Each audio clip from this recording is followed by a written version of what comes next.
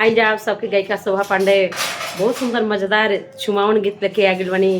तो देखी मामी और फुआ खोजा तड़ी जा आंगन में चुमावन करे खातिर। तो आप लोग गीत के माध्यम से सुनी जा तू लोग कहाँ पड़ी जा कहाँ पकड़ा तड़ी जा। हंसी मजाक वाला चुमावन गीत बा, आप लोग सुनी जा। हमारा चैनल के यूट्यूब चैनल के सब्सक्राइब कर ले जा और फेसबुक चैनल पांडे शोभा से फॉलो कर ले जा। प्यारा प्यारा आप लोग के गीत सुने के मिली। राधे राधे।